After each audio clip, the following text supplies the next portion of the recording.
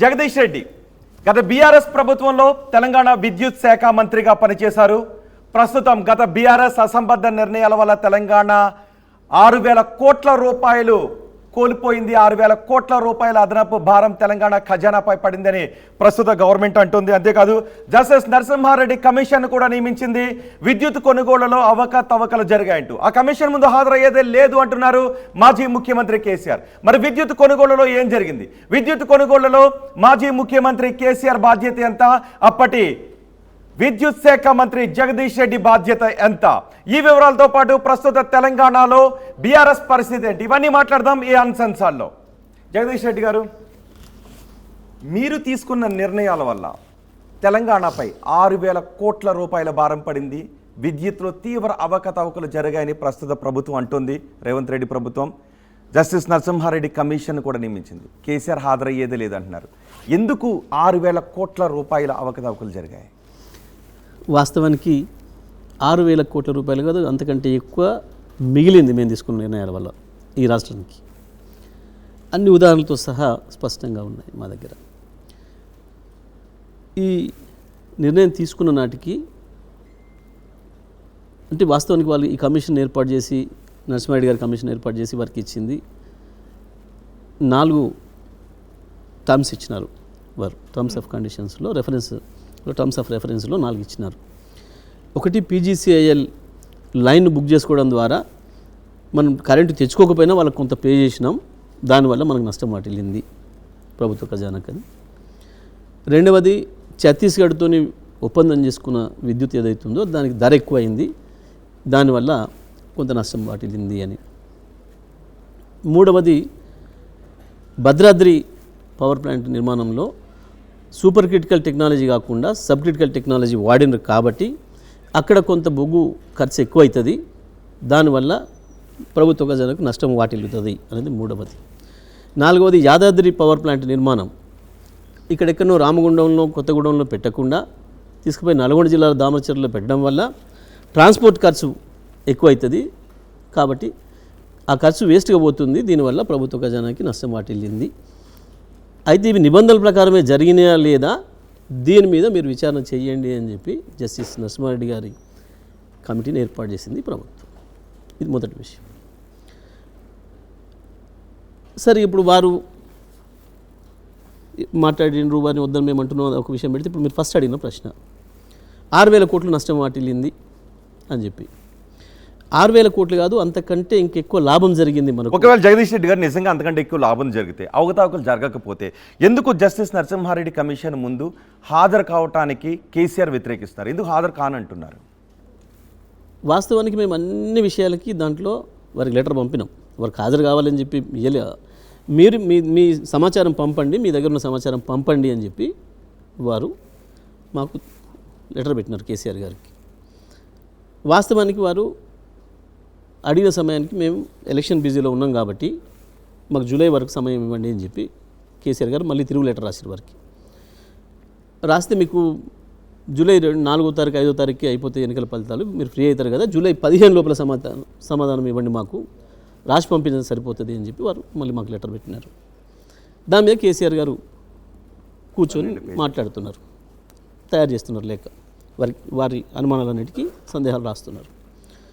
ఈ లోపల 11వ తారీఖు నాడే, అంటే కేసీఆర్ గారు వచ్చి ఒకసారి వాస్తవాలు చెప్పిన తర్వాత ఇందులో ఏమీ లేదు అనేది తేలిపోతుంది క్లియర్గా ప్రజలందరికీ. ఈ ప్రభుత్వం పార్టీలుగా గతంలో చేసిన ఆరోపణలు కావచ్చు, కాంగ్రెస్ పార్టీగా, బీజేపీ పార్టీగా, ఆ తర్వాత ప్రభుత్వంగా ఏర్పడిన తర్వాత కూడా ప్రజలు అనుమానాలు వ్యక్తమయ్యేటట్టుగా వీళ్ళు చేసిన అన్ని ఆరోపణలు కావచ్చు తేలిపోతాయి ఒక్కసారి కేసీఆర్ నోటి నుంచి బయటకు వచ్చిన తర్వాత అని చెప్పి భయంతో ముందే ప్రజల్లో ఏదో ఒకటి అనుమానాలు సృష్టించాలని చెప్పి ఒక పథకం ప్రకారం వారు, ఒకటే నిమిషం పూర్తి కావాలి, జస్టిస్ నరసింహారెడ్డి గారితోనే ప్రెస్ పెట్టించి ప్రెస్లో వారు చెప్పేసేసారు కొన్ని అనుమానాలు, సందేహాలు ప్రజల్లో బలపడే విధంగా. అవి ఎట్లా ఉన్నాయి? గతంలో రేవంత్ రెడ్డి గారు ఏం మాట్లాడినరో, మిగతా కాంగ్రెస్ నాయకులు ఏం మాట్లాడినరో, బీజేపీ నాయకులు ఏం మాట్లాడినరో సేమ్ అవే అభిప్రాయాల్ని నరసింహారెడ్డి గారు కూడా విలేకరులకు వదిలేరు. విలేకరుల చిట్చాట్లు మాట్లాడినట్టుగా చెప్పి రాయించేసారు మొత్తం కూడా.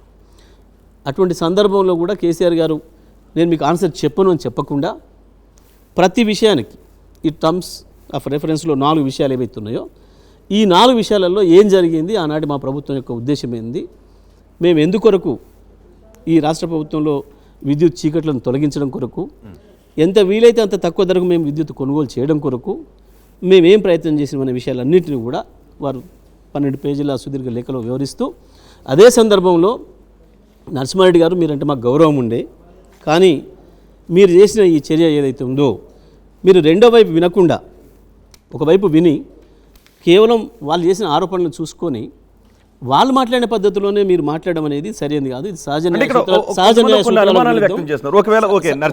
నిమిషం రోహిణ్ గారు, ఇది సహజ న్యాయ సూత్రాల విరుద్ధం. మీరు నా వాదన కనుక విని ఉండుంటే మీరు ఇట్లా మాట్లాడి ఉండేవాళ్ళు కాదు. కానీ మీరు ఇప్పటికే మాట్లాడడం అనేది చట్టవిరుద్ధం. అది నిజంగా కూడా ఒక కమిషన్ యొక్క నిబద్ధతకు నిదర్శనం. అది ఎందుకు అనంటే ఇప్పటి వరకు ఒకవేళ కేసీఆర్ ఆ కమిషన్ ముందు హాజరై వివరణ ఇచ్చుకుంటే ఏమో అవసరం లేకుండే ఎందుకు హాజరుగమ్మని చెప్పి ఆయన చెప్పలే. అయ్యో మీరు వారనేది మీరు ఎందుకంటారు, పంపించండి అన్నాడు ఆయన, మీ ప్రతినిధి ద్వారా పంపించిన చాలు అన్నాడు. ఆ పని చేసేసారు కేసీఆర్ గారు. మేము ఇప్పుడు దాన్ని డిజోబే చేయలే.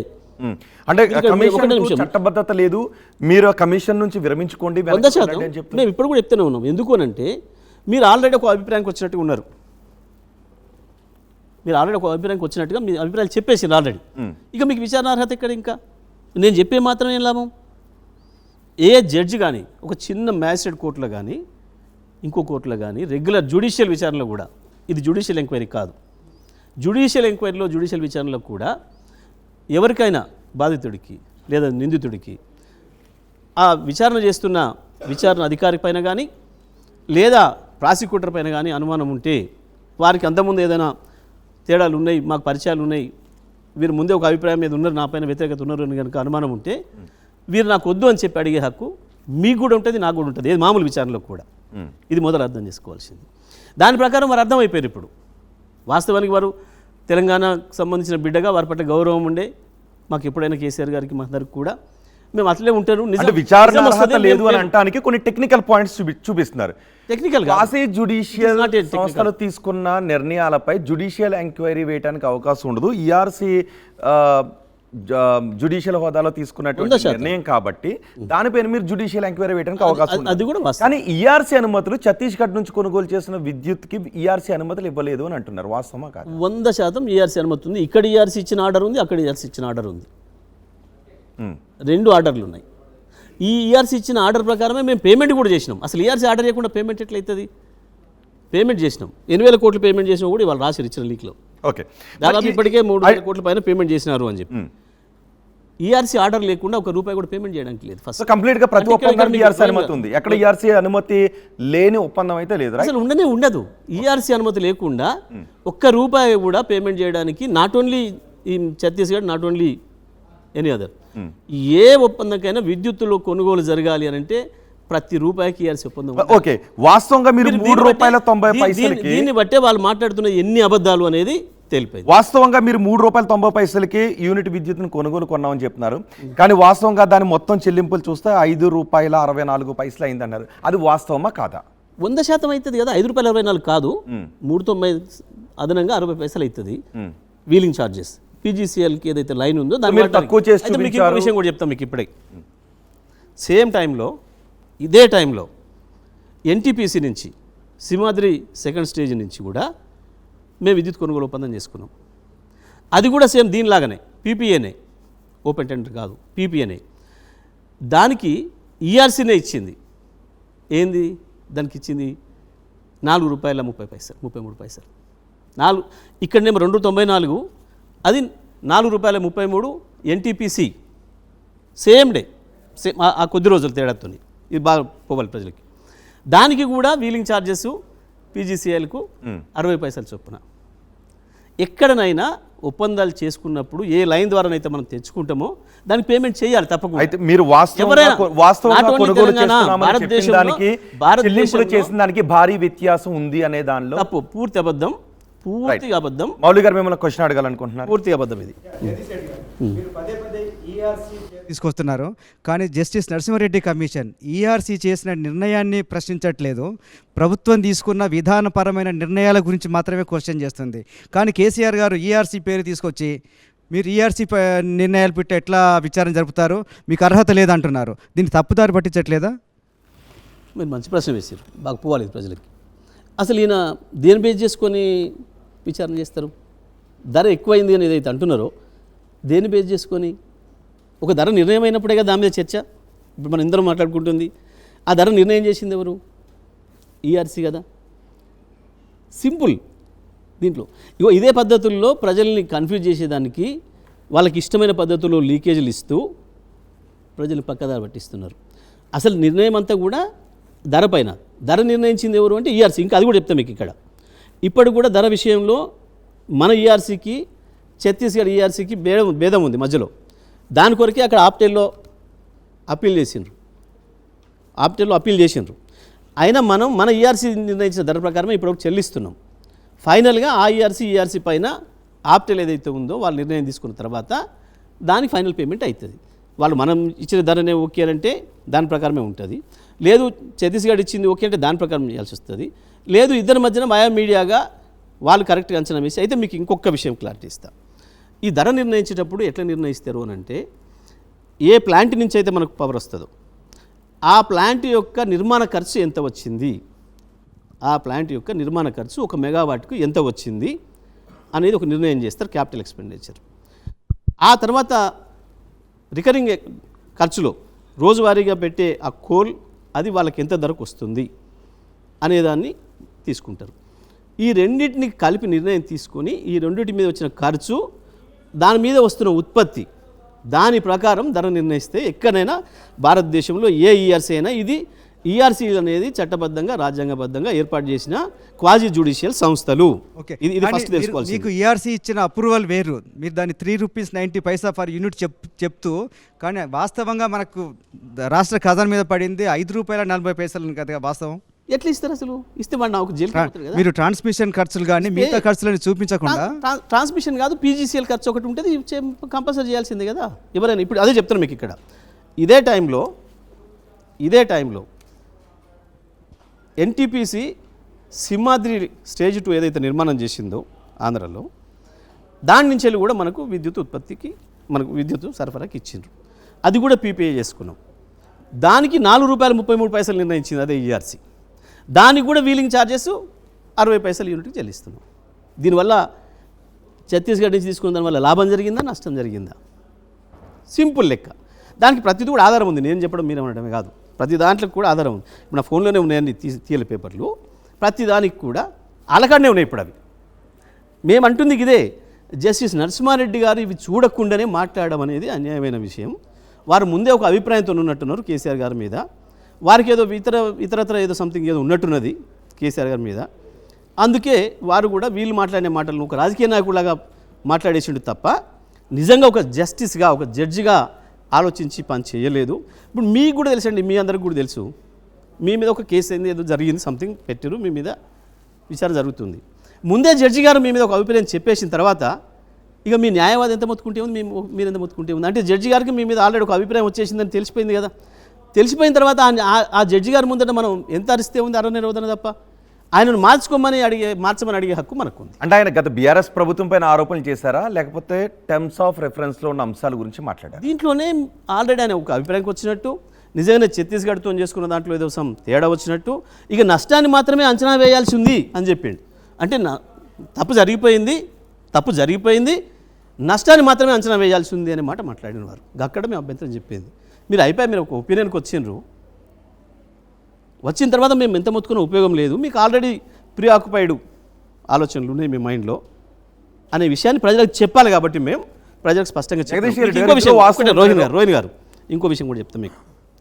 నేను 6,000 కోట్లు కాదు అంతకంటే ఎక్కువనే లాభం అయింది మనకు అని చెప్పడానికి, ఆ రోజు నాటికి జడ్జర్, హర్యానాలో ఉన్న జడ్జర్ నుంచి ఎన్టీపీసీ గవర్నమెంట్ సంస్థ, ఎన్టీపీసీ నుంచి మనం కొంటున్న విద్యుత్ ధర ₹17 యూనిట్కి. ₹17 కూడంకలం నుంచి నైవేలి లిగ్నైట్ కార్పొరేషన్ కూడంకలం నుంచి ఆ రోజుకు మనం కొంటున్న విద్యుత్ ధర 11 రూపాయలు. 11 రూపాయలు, 17 రూపాయలది 11 రూపాయలది తగ్గించినట్ట, 3 రూపాయలు 94 పైసలుగా చేసుకోవడం అంటే పెంచినట్ల. మళ్ళీ అదే టైంలో అవి కూడా ఈఆర్సీ నిర్ణయించినాయి. జడ్జర్ది కానీ కూడంకలంది కానీ సింహాద్రి యూనిట్ 2 నుంచి మనం తీసుకుంది ఏదైతే ఉందో అవేం పాత అగ్రిమెంట్లు. సింహాద్రిది సేమ్ టైంలో అదే కంపల్సరీ మనకు రావాల్సింది నేషనల్ ట్రిబ్యునల్ దాని నుంచి థర్మల్ పవర్ నుంచి ముందే కేటాయిస్తారు. ఆ ప్లాంట్ స్టార్ట్ చేసినప్పుడే ఇది ఎవరికి ఇవ్వాలనేది నిర్ణయం చేస్తాయి సెంట్రల్ గవర్నమెంట్ ఆర్గనైజేషన్స్ ఏదైనా. దాని ప్రకారం మనం తీసుకోవాల్సిందే కంపల్సరీ. మాకు ఇక్కడ 3 రూపాయలు 94 పైసలు దొరుకుతుంది కాబట్టి నేను మొత్తమే మీద క్యాన్సిల్ చేసుకుంటానే రైట్ కూడా మనకు ఉండదు. అంటే దీన్ని బట్టి మనకి ఏమర్థమవుతుంది, ఆ రోజు నాటికి 17 రూపాయలు అవి కొంత త్వరలో మూస్తున్నాయి. అవి ముగిసే ముందట మనం ఇది చేసుకోవాలి. ఆ విద్యుత్ మనకు ఆగిపోతుంది. ఇక మళ్ళీ మనం కంటిన్యూ చేసుకోదలుచుకోలేదు. ఎందుకంటే 17 రూపాయలు వాడి పే చేస్తున్నాం, 11 రూపాయలు వీళ్ళకి పే చేస్తున్నాం. 2 గవర్నమెంట్ ఆర్గనైజేషన్స్ మీరు చూడండి. ఓకే, మీరు అయితే దీని మీద చర్చ జరిగి దీని మీద ఆ రోజు కూడా చర్చ జరిగి అసెంబ్లీలో నేను చెప్పింది ఇప్పుడు కూడా ఉంది రికార్డు. ఈ రోజే కాదు, ఆ రోజే అసెంబ్లీలో దీనిపైన చర్చ జరిగింది. దానిపైన నేను ఇచ్చిన సమాధానం కూడా ఉంది. ఇదే బట్టి విక్రమార్క గారు జగదీష్ రెడ్డి ఆ రోజు అడిగిన ఛత్తీస్గఢ్తో విద్యుత్ ఒప్పందం చేసుకునే సమయానికి ఇతర చోట్ల నుంచి అంతకంటే తక్కువకే విద్యుత్ లభ్యత ఉంది అన్న దాంట్లో వాస్తవం ఉందా లేదా? లేదు, పూర్తిగా అబద్ధం. ఎందుకంటే అదే సమయంలో తమిళనాడు కూడా పీపీఏ చేసుకుంది వేరే ఇంకో వారితో. దానికి వాళ్ళు పే చేస్తుంది 4 రూపాయలు 90 పైసలు. మళ్ళీ వీలింగ్ ఛార్జెస్ 60 పైసా ప్రతి యూనిట్. ఇంకా ఎక్కువనే ఉంది వాళ్ళకి, ఇంకో 2-3 పైసలు మనకంటే. అంటే దీని ద్వారా ఏమైతుంది ఇంకోటి, అదే సమయంలో పక్కన మహారాష్ట్రలో 6 రూపాయలు 7 రూపాయలకు తీసుకున్నారు. ఇంకో విషయం కూడా చెప్తున్నా, ఆ సమయంలో గుజరాత్ కావచ్చు ఇతర రాష్ట్రాలు ప్రతిరోజు సాయంత్రం 15 నుంచి 20 రూపాయలు పెట్టుకున్నారు. మళ్ళీ మనం కూడా ఓపెన్ మార్కెట్లో మనం కూడా ఆ రోజు 5 రూపాయలు 90 పైసలు. దాన్ని క్వశ్చన్ చేస్తాం, ఓపెన్ మార్కెట్ ఎందుకు కొనాల్సి వచ్చింది? ఛత్తీస్గఢ్ నుంచి 1000 మెగావాట్ల విద్యుత్ మీరు కొనడానికి ఒప్పందం చేసుకున్నారు. ఆ తర్వాత పవర్ గ్రిడ్ కార్పొరేషన్కి 1000 మెగావాట్లకు చెల్లింపులు చేశారు. మళ్ళీ అదనపు 1000 మెగావాట్లకు కూడా చెల్లించడానికి ఒప్పందం కుదుర్చుకున్నారు. వాటికి చెల్లింపు చేశారు, కానీ అంత లభ్యత జరగలేదు. సో దీనివల్ల ఎక్కువగా నష్టపోయామనేది అయితే మీకు రేవంత్ రెడ్డి సర్కార్ మీకు మీ ద్వారా ప్రజలకు కూడా పోవాలి. ఏంటి విద్యుత్ ఎట్లా ఉంటుంది కొనుగోలు అనేది? విద్యుత్ కొనుగోలు అనేది ప్రతిరోజు ప్రతి రాష్ట్రంలో ప్రతి ప్రాంతంలో 2-3 తీరులుగా మారుతుంది. డిమాండ్ అనేది ఒకే తీరు ఉండదు. ఇక్కడ పీక్ అవర్స్ డిమాండ్ అని ఉంటుంది.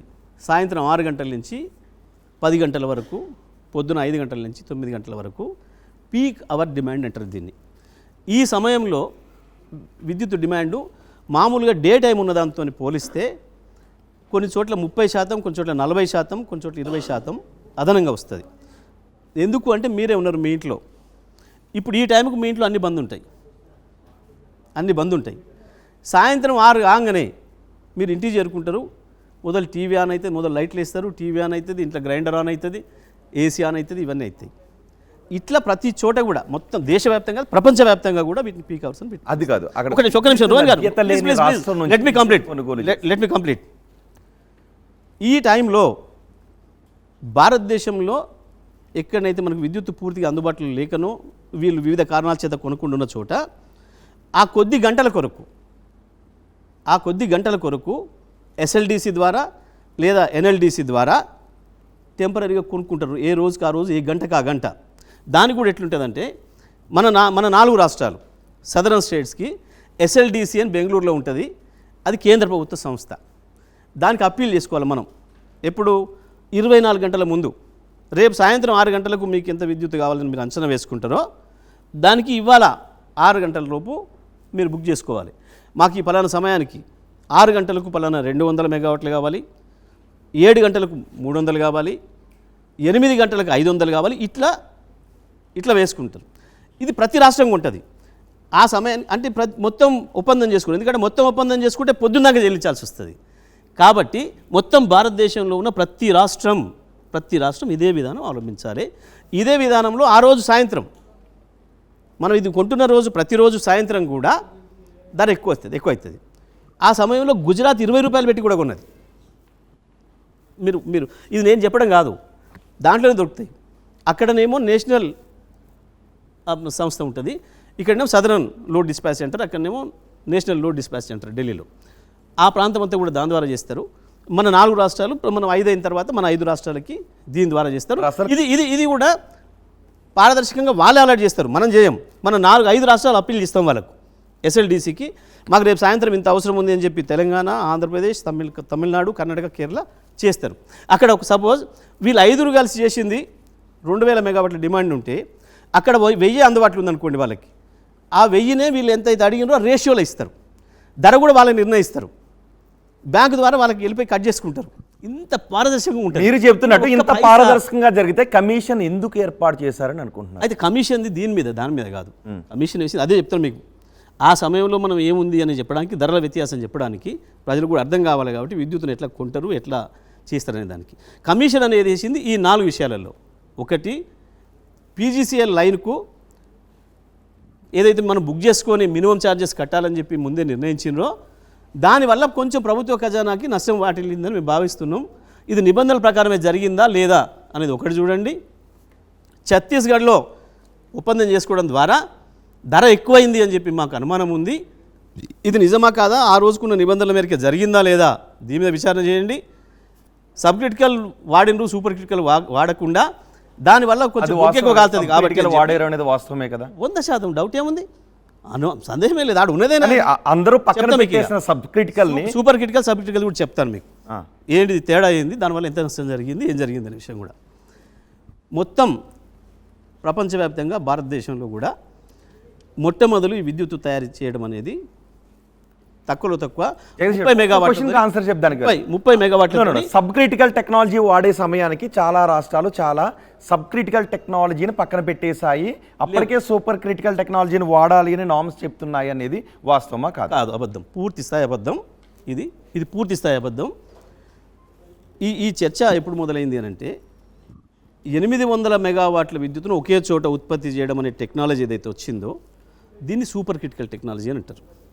దానికంటే తక్కువ ఉత్పత్తి ఎక్కడైతే జరుగుతుందో దాన్ని సబ్ క్రిటికల్ టెక్నాలజీ అని అంటారు. ఎందుకంటే మనం మాట్లాడుకుంటున్న సబ్జెక్ట్ ప్రజలకు పోవాలి, మీకు చెప్తున్నాం.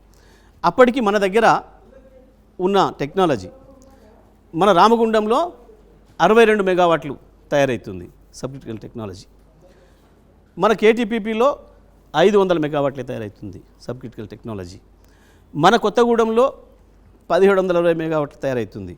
పూర్తిగా సబ్ క్రిటికల్ టెక్నాలజీ అన్నీ కూడా 200, 300 లేపు యూనిట్లు. అదే టైంలో విజయవాడలో VTPSలో 1760 మెగావాట్లు తయారవుతుంది. మొత్తం కూడా సబ్ క్రిటికల్ టెక్నాలజీ.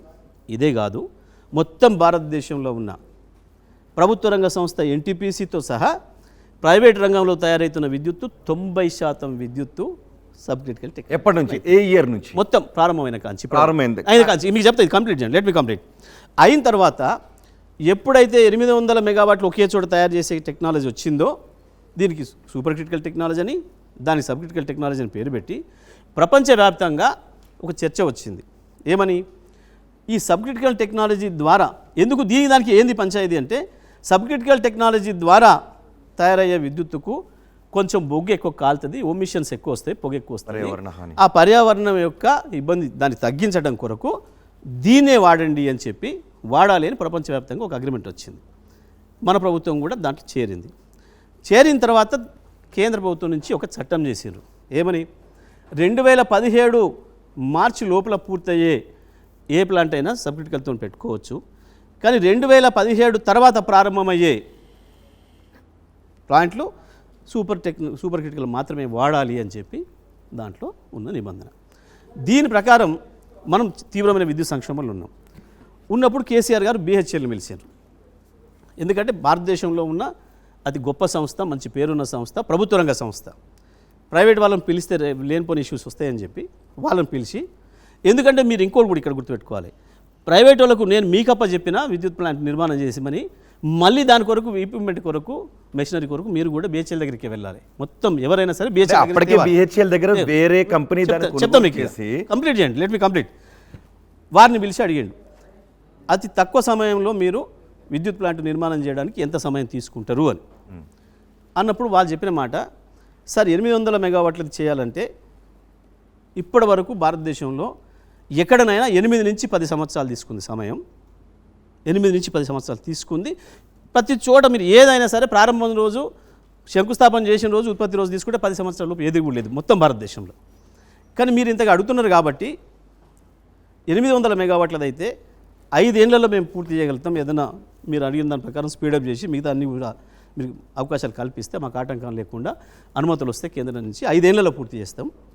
కానీ మా దగ్గర మీకు ఇమ్మీడియట్గా కావాలంటే 270 × 400 4 మెషిన్స్ మా అక్కడ రెడీగా ఉన్నాయి. 270 మెగావాట్స్ తయారు చేసే మెషిన్స్ మా అక్కడ సిద్ధంగా ఉన్నాయి. సివిల్ వర్క్ చేసుకుంటే మేము తెచ్చి ఫిట్ చేయొచ్చు. దాన్ని మేము 2 సంవత్సరాలలో పూర్తి చేస్తాం. ఎందుకంటే కేంద్ర ప్రభుత్వ చట్టం ఉంది, ఇప్పుడు వాళ్ళే చెప్పిన మాట చట్టం ఉంది. మేము 2017 మార్చి లోపల పూర్తి చేస్తాం. మీకు అక్కడ చట్టపరంగా కూడా ఇబ్బంది లేకుండా మీరు ఇమీడియట్గా స్టార్ట్ చేయమంటే చేస్తాం. 1080 యూనిట్లు ఇవ్వగలుగుతాం. 270 × 4 ఉన్నాయి మా కాడ. 1080 యూనిట్లు మీకు తొందరగా ఇవ్వగలుగుతాం అని చెప్పాను. అప్పటికి మనకు జడ్జర్తో అగ్రిమెంట్ పూర్తవుతుంది, కూడంకలం అగ్రిమెంట్ పూర్తవుతుంది. ఈ అయిపోతున్న టైంలో మీరు అందుబాటులో రావాలి. 5 ఏళ్ళు అంటే ఇబ్బంది పడతాం, అందులో అయిపోతాయి. కాబట్టి మీరు ఫస్ట్ అది పూర్తి చేయండి. చట్ట ప్రకారమే ఉంది కదా అంటే చట్ట ప్రకారమే ఉంది అంటే కేంద్ర ప్రభుత్వానికి కూడా అప్లై చేసినాం. దానికి కూడా అన్ని మన అనుమతులు వచ్చినాయి. మీరు ఇక్కడ చూడాల్సింది మొత్తం పర్యావరణ అనుమతి, అన్ని అనుమతులు వచ్చినాయి. కాకపోతే పని కొంచెం తొందర ప్రారంభం చేసినాం.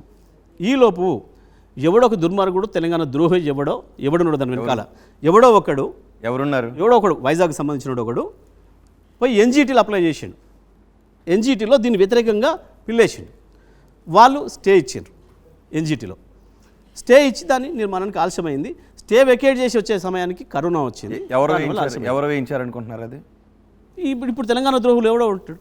ఎవరు పేరు చెప్తారా? మేము పేరు ఎందుకు చెప్పడం అవసరం లేదు. అది జరిగింది వాస్తవం, అక్కడ ఉంది వాస్తవం, స్టే ఉంది వాస్తవం. వీళ్ళకి తెలుసు, నర్సింహారెడ్డి కమిషన్ కూడా తెలుసు.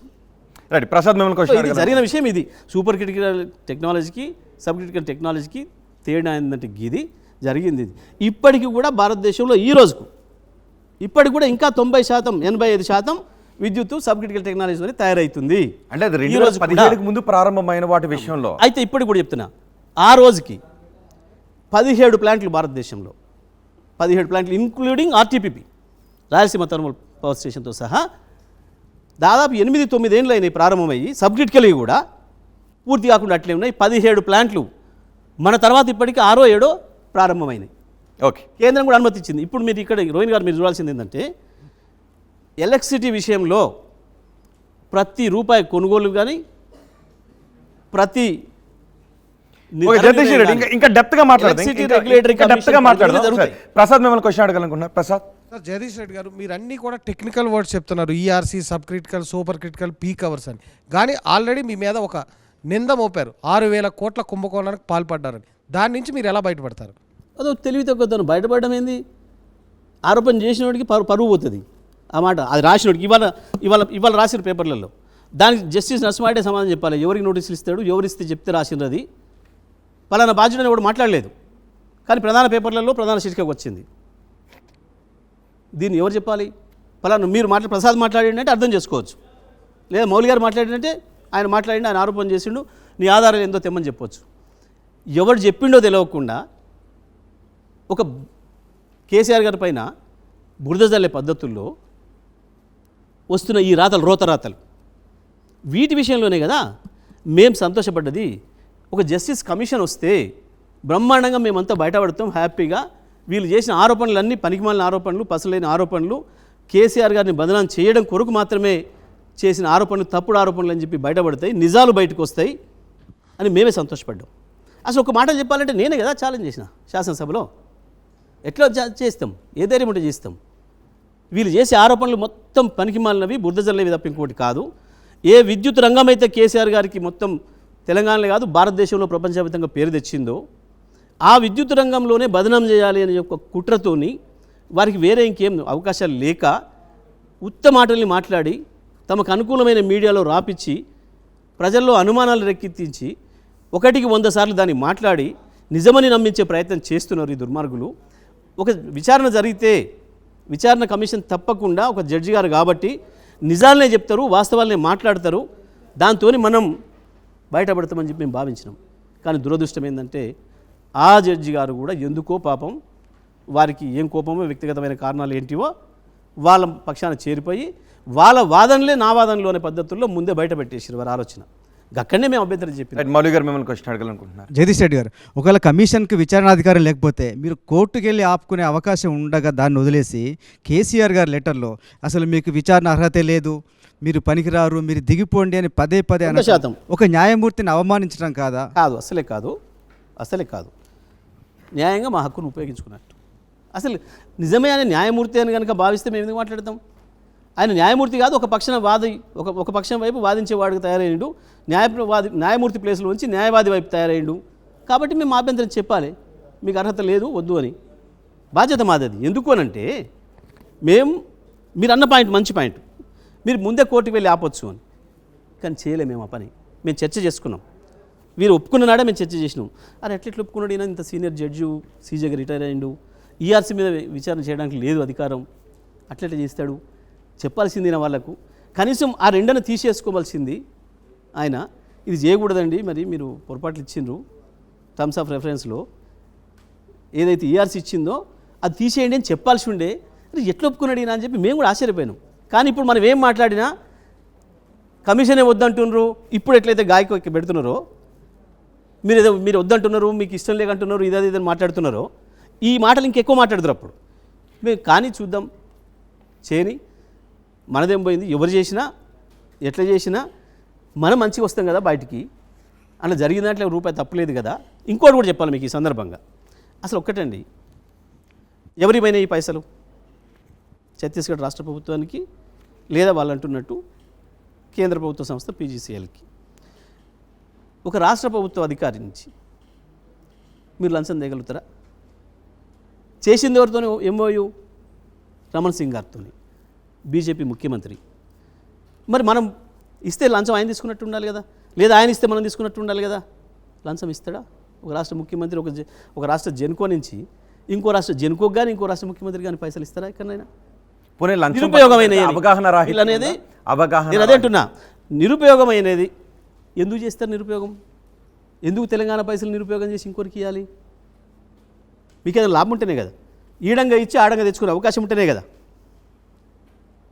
ఇస్తే చెప్పాలి కదా. ఆయన కూడా వాడని విద్యుత్ లైన్కి వందల కోట్ల రూపాయలు చెల్లించాల్సిన పరిస్థితి వచ్చిందా, రాలేదా? ఏమి రాలేదు. చాలా మినిమం అది. 1000 మెగావాట్ల విద్యుత్ ముందే చెల్లింపు చేశారు, ఆ లైన్ వాడుకోలేదు. అట్లా ప్రతి రాష్ట్రంలో కూడా జరుగుతుంది, ప్రతి దేశంలో కూడా జరుగుతుంది. ఎందుకంటే తెలంగాణలో కూడా జరిగింది. విద్యుత్ అనేది మీకు ఏ రోజుకి ఎంత అవసరం ఉంటుంది, ఎంత తీసుకోవాలి, మీ డిమాండ్ ఏంది అనేది ఆ నిమిషానికి ఉండే పరిస్థితుల మీద ఆధారపడి ఉంటుంది. యుద్ధం ఎట్లనో సైన్యాన్ని ఎట్లా తయారు చేస్తారో విద్యుత్తును కూడా అదే పద్ధతిలో సిద్ధంగా పెట్టుకుంటారు. మరి భారతదేశానికి 15 ఏళ్ళు 20 ఏళ్ళ నుంచి యుద్ధమే రాలేదు, సైన్యం మీద వేస్ట్ అయిందంటే ఎవడన్నా వాడికి తలకాయ ఉన్నాడేమన్నా. ఇది కూడా అంతే, విద్యుత్తుది కూడా రేపటి అవసరాలని అంచనా వేసి ముందే మనం సిద్ధం చేసి పెట్టుకోవాలి. సింపుల్, ఏం కాలే, ఏమీ కాలేదు. ఛత్తీస్గఢ్ నుంచి లభ్యత లేదు, మనం విద్యుత్ కొనుగోలు పవర్ గ్రిడ్ కార్పొరేషన్ కు ఎందుకు చెల్లింపులు చేశారు, ఎందుకు ఒప్పందం కుదుర్చుకున్నారు? మంచి ప్రశ్న. గిదిరాని అని ఛత్తీస్గఢ్ ఒప్పందానికి పీజీసీఎల్ లైన్ కొనుక్కోవడానికి రెండింటికి అవినాభావ సంబంధం ఉంటుంది, విడదీయడానికి సంబంధం. ఏంటిది అదంటే, భారతదేశంలో ఉత్తరాదిలో కొంత విద్యుత్ ఉత్పత్తి ఉన్నా దక్షిణాదిలో అవసరమైనంత ఉత్పత్తి లేదు. మనం ఎంత 10 రూపాయలు కాదు 20 రూపాయలు పెట్టి కొనుక్కొచ్చుకుందామన్నా మనకు అవకాశం అదే చేస్తాం లేదు. మొదటిసారి నార్త్కు సౌత్కు లింక్ కలిపే లైన్ వచ్చింది, మొదటిసారి వస్తుంది, ఇంకా పూర్తి కాలే. వార్దా డిచ్పల్లి లైన్, దానికి బుక్ చేసుకోవడానికి 5 రాష్ట్రాలు పోటీపడే పరిస్థితులు ఉన్నాయి. ఎందుకంటే 5 రాష్ట్రాలలో తీవ్రమైన విద్యుత్ సంక్షోభం ఉంది. ఎవరు కూడా పవర్ కట్స్ లేని రాష్ట్రాలు లేవు. అది కేరళ, అది తమిళనాడు, అది కర్ణాటక, విడిపోయిన ఆంధ్రప్రదేశ్, అందరం కూడా. ఈ సమయంలో మనం విద్యుత్ తెచ్చుకోవాలి అని అంటే పీజీసీ లైన్లో మనం షేర్ బుక్ చేసుకోవాలి, హక్కు కొనుక్కోవాలి ఫస్ట్. ఎక్కడైనా ఉందే ఇది కొనాలి అని అంటే మళ్ళీ సేమ్ టైంలో అవతల వైపు నుంచి మీకు అగ్రిమెంట్ ఉండాలి. ఏదో ఒక సంస్థ మీకు విద్యుత్ ఇస్తాము, ఇవ్వడానికి రెడీగా ఉన్నాం మేము వీళ్ళకు అని చెప్పి వాళ్ళ నుంచి లెటర్ ఉండాలి. ఏమో చేసుకుంది దాని కొరకు. ఇవి రెండు ఎవరైనా చేసుకోవాల్సినవి, అన్ని రాష్ట్రాలు కూడా చేసుకున్నాయి, మనం కూడా చేసుకుంటాం. దాంట్లో భాగంగా మొట్టమొదలు మనం పోయి ఎంఓయూ చేసుకొచ్చుకొని రమణ్ సింగ్ గారితో. ఆ టైంకి వీళ్ళు అంటుంది ఏంది, మీకు ఇంకో ప్రశ్న కూడా నేనే చెప్తా. అసలు అక్కడ విద్యుత్తు ఉత్పత్తే లేదు ఆ మార్వా స్టేషన్లో, అయినా వీళ్ళు ముందే చేసుకున్నారు. అసలు ఇక్కడ లైనే పూర్తి కాలేదు, ముందే చేసుకున్నారు. చేసుకున్న రోజు నుంచి పైసలు లేరండి. మూర్ఖులు మాట్లాడతారు ఇది కావాలని చెప్పి తప్ప. చేసుకున్న రోజు నుంచి పైసలు ఇయ్యరు. లైన్లు పూర్తయిన తర్వాత, ప్లాంట్ పూర్తయిన తర్వాత ఉత్పత్తి ప్రారంభమై మేము సప్లై చేస్తాం, మేము సిద్ధంగా ఉన్నాం అని చెప్పి వాళ్ళు ఏ రోజైతే చెప్తారో ఆ రోజు నుంచి మనం వాడుకోకపోయినా మినిమం ఛార్జెస్ పడతాయి, మినిమం వీలింగ్ ఛార్జెస్ అని పడతాయి. ప్రతి రాష్ట్రం కడితేనే ఉంటుంది. ఇప్పటికి కూడా వాడకపోయినా ప్రతి రాష్ట్రం, ఈ దేశంలోని అన్ని రాష్ట్రాలు, అది కామన్, ప్రతి ఒక్కటి తెలుసు, విద్యుత్ విషయం తెలుసు, ప్రతి ఒక్కరికి కూడా తెలుసు. అయితే లైన్ పూర్తయ్యే సమయానికి మా మార్వా ప్లాంట్ కూడా పూర్తవుతుంది కాబట్టి ఇగో మీకు మార్వా నుంచి 1000 మెగావాట్లు ఇస్తాము అని చెప్పి ఆ రోజు రమణ సింగ్ గారు చెప్తేనే, ఇంకోటి కూడా మీరు రమణ సింగ్ గారు ఆ రోజు అక్కడ అది కూడా ఇంకో లెటర్ కూడా పెట్టి ఇంకోటి కూడా రిలీజ్ చేసిండు. కేసీఆర్ గారితో పాటు మేము దత్తాత్రేయ గారిని కూడా ఆహ్వానిస్తున్నాం మా నాయకుడు అని చెప్పి ఇంత పెద్దగా పేపర్లలో వచ్చి ఉంది. వారిని కూడా ఆహ్వానించారు. ఇందులో ఎక్కడ గోప్యత ఉందండి?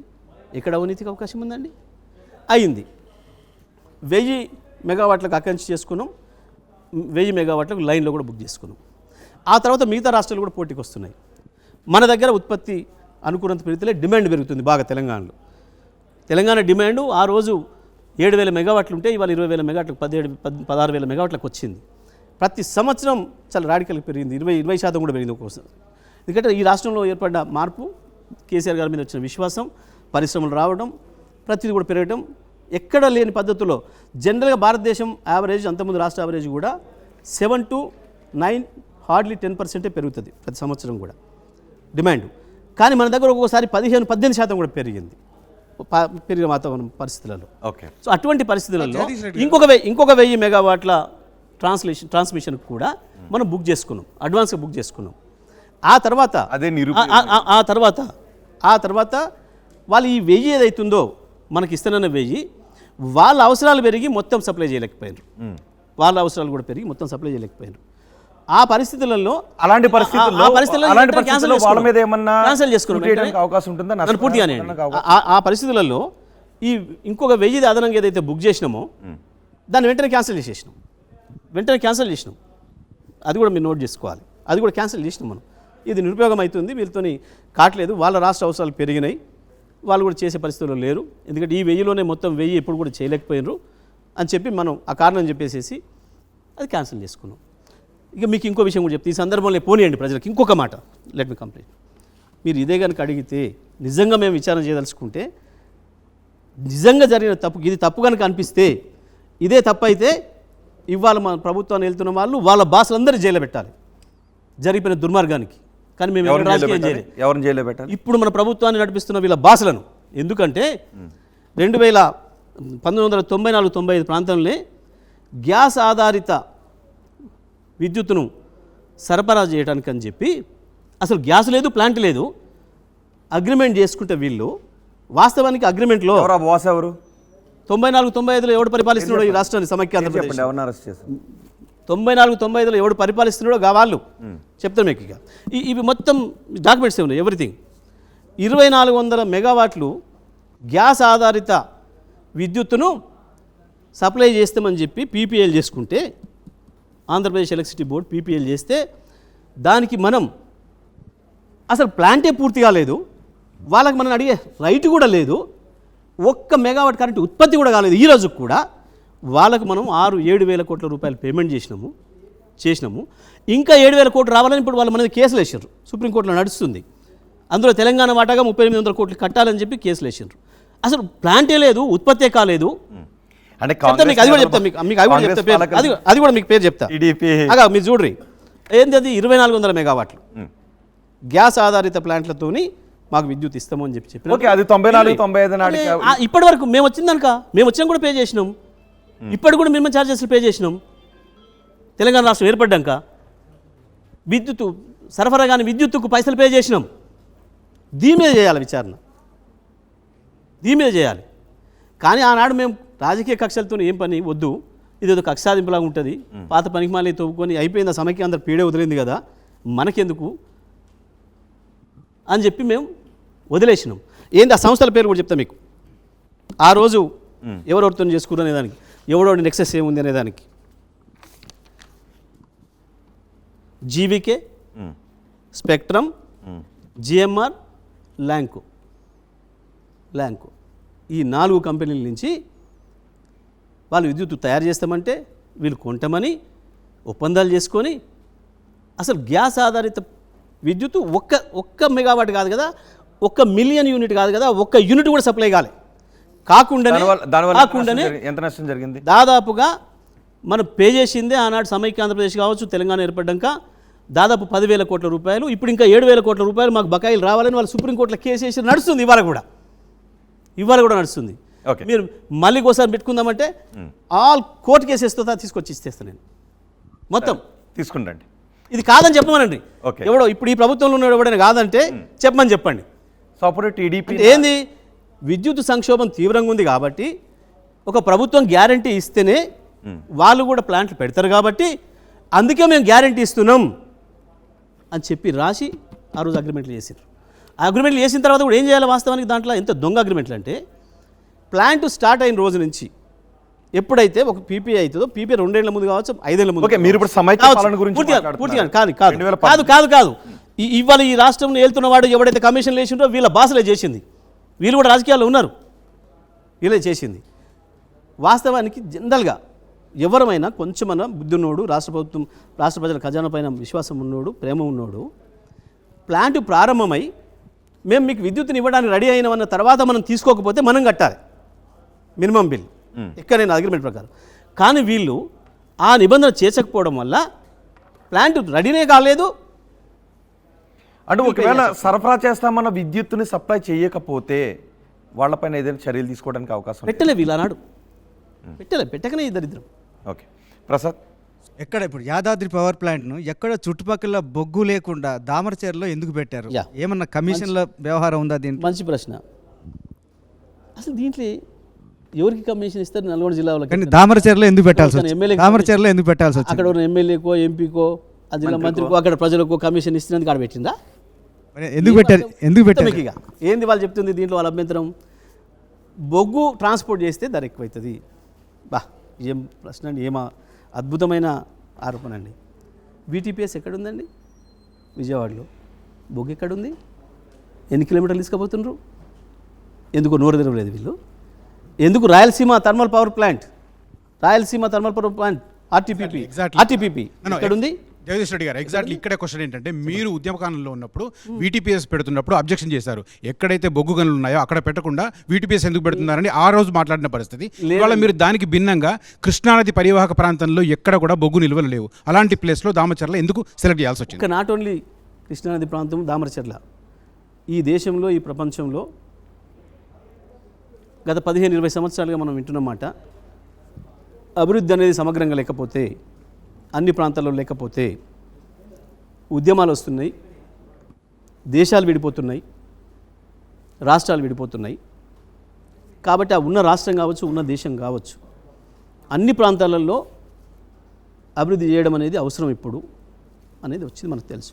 అసలు తెలంగాణ ఏర్పడిందే గట్ల మీకు తెలుసు, తెలంగాణ బేసే అది. ఈ పరిస్థితులలో నల్గొండ జిల్లా మంత్రిగా, వెనుకబడ్డ జిల్లా మంత్రిగా నేను రిక్వెస్ట్ చేసిన కేసీఆర్ గారు. అప్పటికే నేను రిక్వెస్ట్ చేయడానికంటే ముందే కేసీఆర్ గారు మహబూబ్నగర్ జిల్లాలో పెడదామని ఆలోచన చేశారు. మొత్తం ఒకటే ప్రాంతంలో ఉంది విద్యుత్ ఉత్పత్తి.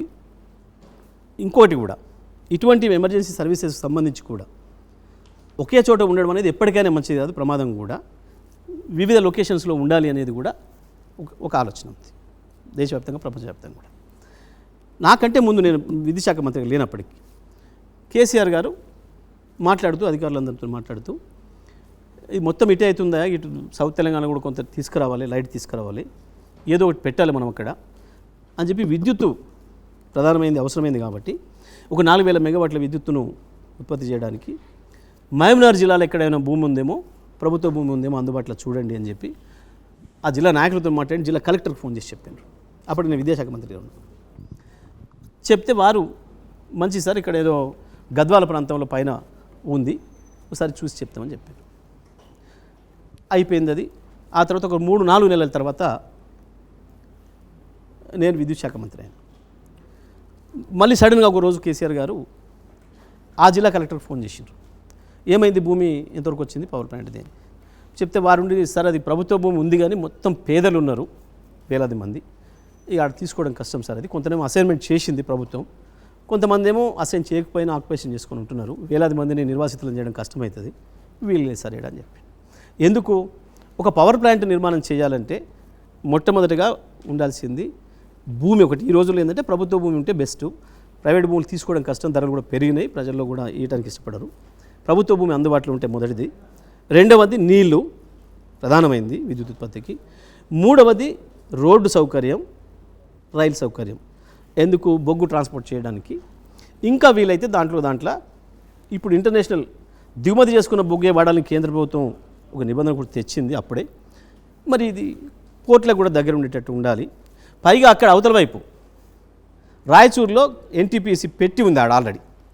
కాబట్టి యువతల ఒకటి మనది, దానికి 4 కిలోమీటర్ల దూరంలో మనం ఉంటాం యువతల వైపు.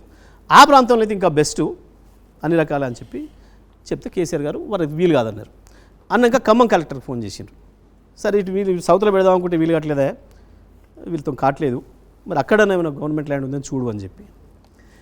అదే రోజు వారు చెప్పగానే నేను బయటికి పోయి మా కలెక్టర్ మా ఆర్డీఓకి ఫోన్ చేసిన, మీరు కూడా ఆర్డీఓకు, ఎందుకంటే నాకు అప్పటికి ఐడియా ఉంది. అంతకుముందు చెప్పిన దాన్ని బట్టే నేను ఇది అన్నిసార్లు చెప్పేవన్నీ 4 అందుబాటులో ఉన్న ప్రాంతం ఏది అని చూస్తే దామరచెర్ల పక్కన వీర్లపాలెం అని ఉంటుంది.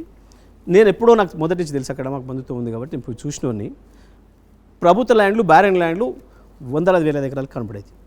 నేను వారికి ఫోన్ చేసి వెంటనే అక్కడ ఏమైనా గవర్నమెంట్ ల్యాండ్ ఎంత అందుబాటులో ఉంది ఒకసారి నాకు చెప్పు అని చెప్పిన.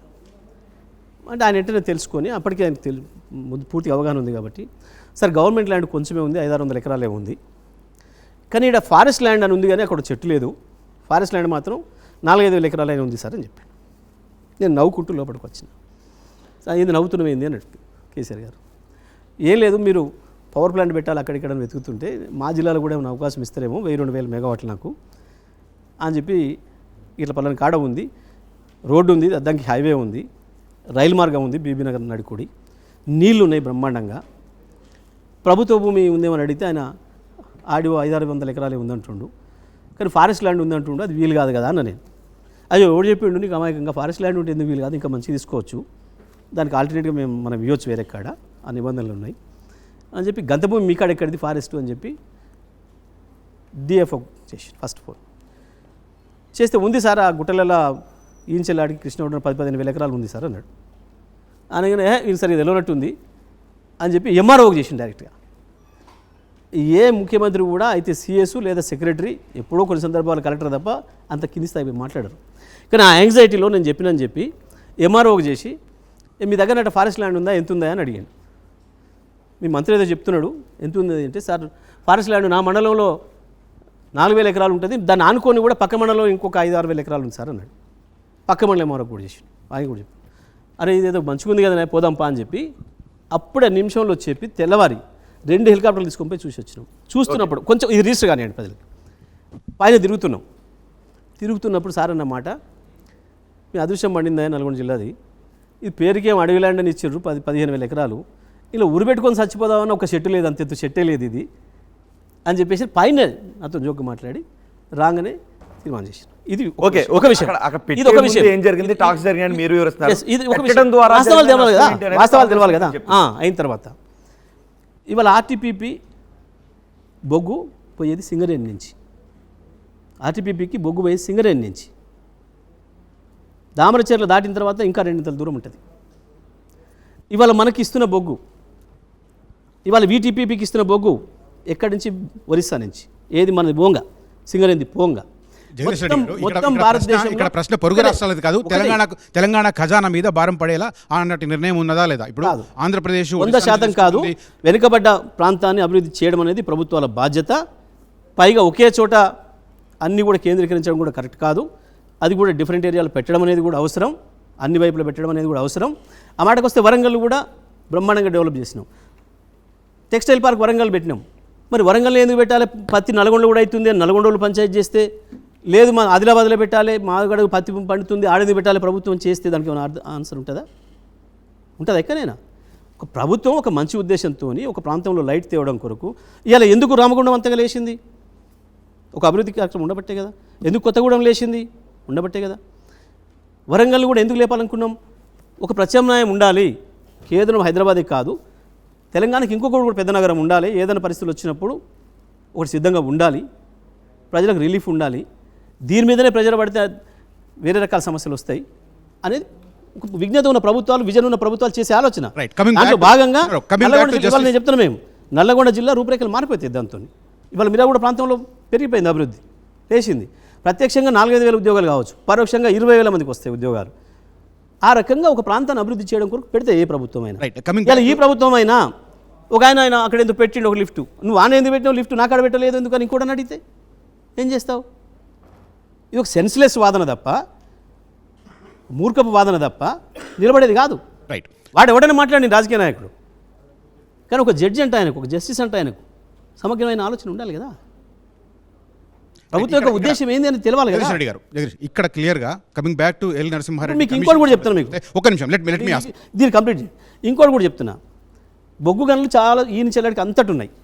నువ్వు మొట్టమొదటి సింగరేణిలో ఎందుకు స్టార్ట్ చేసినావు, నువ్వు మొట్టమొదటి రామగుండంలో ఎందుకు చేసినావు, మొదలు ఆగని ఎందుకు దోమినావు, మా ఊళ్ళు ఎందుకు దోమలేదు అని అడిగితే ఏం చెప్తావు సమాధానం? ఇప్పుడు వస్తున్నారు కదా ఒకటి దోవుకుంటా, ఇది మాకన్నా ఎందుకు మొదలు పెట్టలేదు నువ్వు అని అంటే ఏమైనా ఆన్సర్ ఉంటుందా? ఆ రోజుకు ఆ ప్రభుత్వానికి ఉండే ఆలోచనలు ఏదైనా ప్రజల పట్ల పని చెయ్యాలి అని ఒక ఆలోచనతో చేస్తే. Right right. కమిషన్ ముందున్న మరో ప్రధానమైన ఇష్యూ, మీరు అన్నింటినీ కాంపిటేటివ్ బిడ్డింగ్ రూపంలో వెళ్లకుండా అన్ని నామినేషన్ మెథడ్లో వెళ్ళారు. విద్యుత్ లైన్ అయినా, తర్వాత ఈ 2 పవర్ ప్లాంట్లకు సంబంధించి అయినా, లేదంటే పీపీఏ విత్ ఛత్తీస్గఢ్ గవర్నమెంట్ అయినా, ఎందుకు కాంపిటేటివ్ బిడ్డింగ్ ఎంచుకోకుండా నామినేషన్ మెథడ్లో వెళ్ళాల్సి వచ్చింది? ఎందుకు అంటే మేము పారదర్శకంగా ఉండాలి కాబట్టి. ప్రైవేట్ వాళ్ళకి ఇస్తే నిజం ఏం జరుగుతుందో మనకు తెలుసు. మీకు ఇంకోటి కూడా చెప్తే, ఇక దాంట్లో కూడా దాచిపెట్టుకునేది ఏం లేదు. మేము 800 మెగావాట్లు కొత్తగూడెం ఏదైతే బీహెచ్ఎల్కి ఇచ్చినామో అదే సమయంలో ఆంధ్రప్రదేశ్లో కూడా 2 ప్రారంభం చేశారు. కానీ మాకంటే ఒకటేమో 800 కోట్లు ఎక్కువ, ఒకటేమో 1100 కోట్లు ఎక్కువ ప్రైవేట్ వాళ్ళకి ఇచ్చారు, టెండర్లలో ఇచ్చారు, సేమ్ ప్లాంట్లు. అంటే ఇక్కడ అవినీతి జరిగినట్టు, ఇక్కడ మంచుకున్నట్టు. ఎందుకు ఇచ్చినాము అని అంటే, ఎన్టీపీసీకి కావచ్చు, ప్రభుత్వ రంగ సంస్థలు దేనికైనా నామినేషన్ మీద లేదా డైరెక్ట్ పీపీఎల ద్వారా చేసే అవకాశం ఉంది చట్ట ప్రకారం. మీకే చెప్తున్నా, మీరు అన్నది వాస్తవం.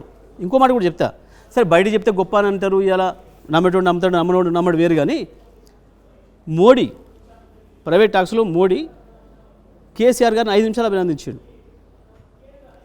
కేసీఆర్, ఈ టైంలో నువ్వు మొత్తం ప్రభుత్వ రంగ సంస్థలకు ఇచ్చినావు, అవతల మీ కౌంటర్ పార్ట్లు అన్ని ప్రైవేట్ వాళ్ళకి ఇచ్చిండ్రు, అందులో ఏం జరిగిందో నాకు తెలుసు, నువ్వెందుకు ఇట్లా చేసినావు. ఇంకొకటి కూడా, కేసీఆర్ గారికి ఒక పిచ్చి నమ్మకం ప్రభుత్వ రంగ సంస్థలు బతికించాలి, ఉంచాలి, అంతకుముందు నుంచే పాలసీ. ఈ టైంలో బీహెచ్ఎల్కి ఇవ్వడం అనేది అవసరం. ఏం జరిగింది? బీహెచ్ఎల్ కాదని బీహెచ్ఎల్ని ముంచడానికి ప్రైవేట్ సంస్థలు మొదటిసారిగా బయట నుంచి వెళ్ళి, చైనా నుంచి ఇంకొక నుంచి వెళ్ళి ఎక్విప్మెంట్ తేవడం మొదలుపెట్టినాయి. మనం కనుక ఇవాళ ఇచ్చుండకపోతే బీహెచ్ఎల్ చచ్చిపోయేది ఇప్పటికి. వాస్తవానికి బీహెచ్ఎల్ని బతికిచ్చినాం, కేంద్ర ప్రభుత్వ రంగ సంస్థలు బతికించాలి తప్ప. సబ్ క్రిటికల్ టెక్నాలజీని బీహెచ్ఎల్ నుంచి కొనుగోలు చేసిన విషయం గురించి అంటున్నారా? అన్నీ అది సబ్ క్రిటికల్, సూపర్ క్రిటికల్ రెండానికే ఇచ్చినాం కదా. ఇక్కడ మీరు అంటే ఒక నిమిషం, లెట్ మీ కంప్లీట్ రోహిన్, మంచి ప్రశ్న వేసినాం, పోవాలి ప్రజలకి. ఒక సబ్ క్రిటికల్ది మేము బీహెచ్ఎల్ కార్డు తీసుకొని సూపర్ క్రిటికల్ ఇంకోటి కానీ ఇచ్చుంటే, అది కొత్తగూడెం కావచ్చు, అది మన యాదాద్రి కావచ్చు, మేము ఇంకోటి కానీ ప్రైవేట్ కూడా ఇచ్చింటే, ఇదేమో మీరు కావాలని ఇది తెచ్చిండ్రు, అక్కడేదో కిక్ బ్యాక్స్ కొరకు ప్రైవేట్ వాళ్ళకి ఇచ్చిండ్రు అని చెప్పి మమ్మల్ని అంటే మేము పడేవాళ్ళం. సబ్ క్రిటికల్ అయినా సూపర్ క్రిటికల్ అయినా తెలంగాణ రాష్ట్రం వచ్చిన కాడి నుంచి ప్రతిదీ కూడా ఎలక్ట్రిసిటీ విషయంలో ప్రభుత్వ రంగ సంస్థలు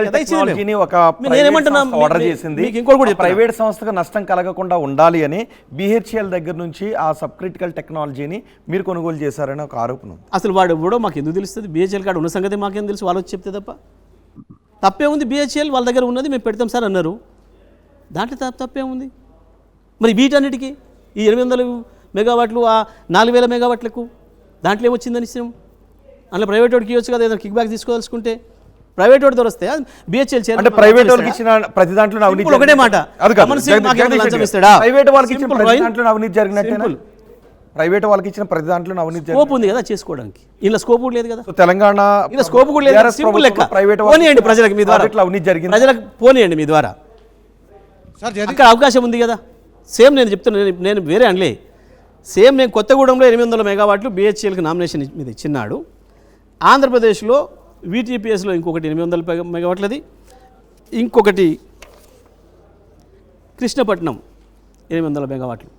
ఈ 2 చోట్ల కూడా అదే టైంలో ఇచ్చిండ్రు. వాళ్ళు ఓపెన్ కాంపిటేటివ్ బిడ్డింగ్లో పోయినరు. మాకంటే VTPSదేమో 790 కోట్లు, కృష్ణపట్నందేమో 1100 కోట్లు ఎక్కువ ధరకి ఇచ్చిండ్రు. ఇందులో ఎవరు తప్పు చేసినట్టు, ఎవడు పైసలు ఎవడు పోయినట్టు? BHL లంచం ఇస్తుందా?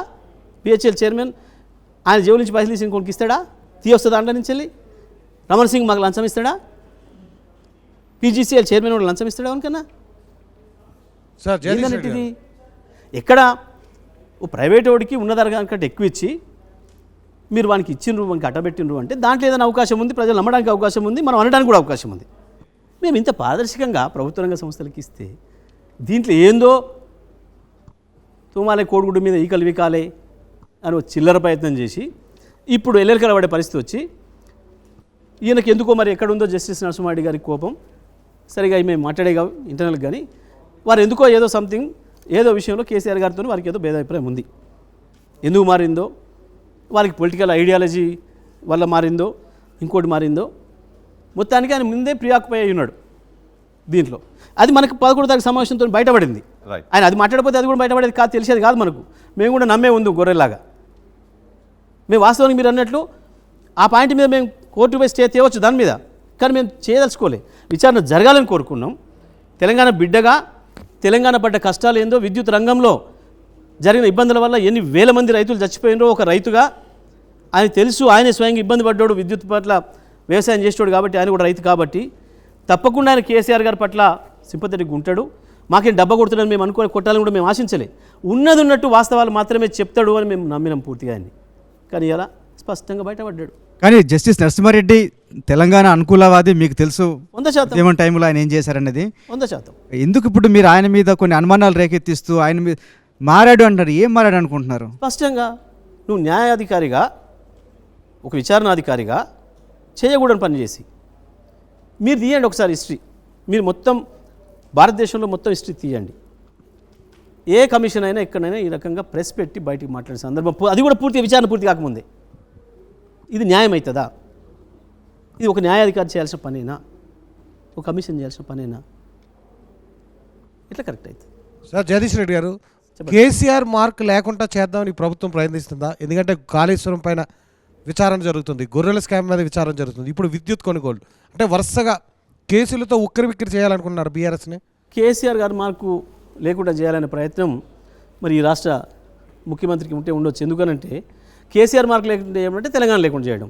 మరి వాళ్ళ పాత భాషకి ఇట్లా అప్పచెప్పి తెలంగాణ ఆంధ్రప్రదేశ్లో కలిపితే కనుక అప్పుడు కేసీఆర్ మార్కు పోతుంది తప్ప అప్పటిదాకా కేసీఆర్ మార్కు తీసేయడం ఈ ప్రపంచంలో ఎవరితో కూడా కాదు.